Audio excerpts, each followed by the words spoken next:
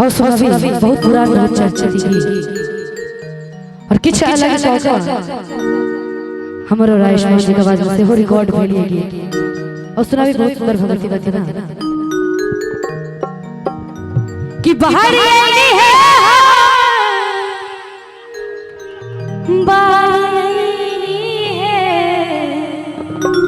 बाप रे बाप की भ गेल हम सब से यो आग लग गेल कि बाहर आईनी है बाहर आईनी है और एक बार सब गोटे मां भगवती के लिए हाथ उठाकर बोल दे सच्चे दरबार की एना किया सच्चे दरबार में छै यो हमहु बुझै छै देखे के बुझा गेल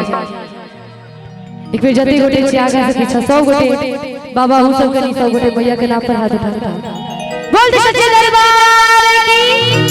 दुर्गा महारानी की दभारी वाली मैया की क्या बात कि बाहर आईनी है बाहर आईनी है जगदम्बा घर में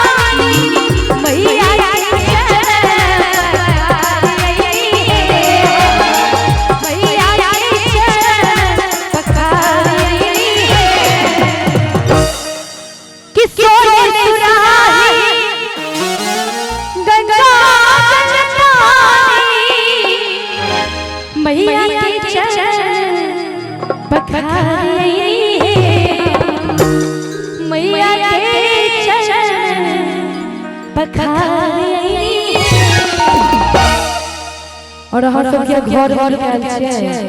कलाकार के द्वार बदले खिड़की से देख के एंजॉय करियो बाहर निकल जाओ हम किनको मार के नहीं ना जाओ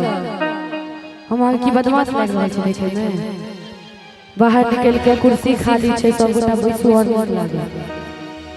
कि मैया के पखारी आईनी है जगदम्बा घर में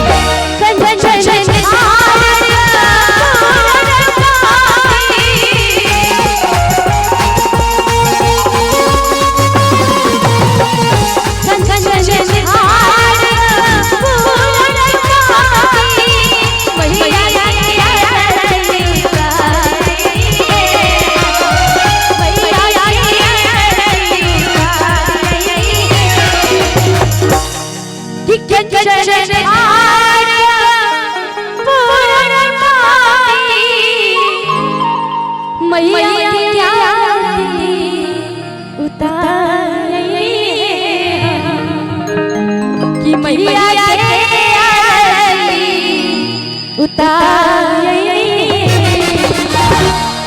जे तार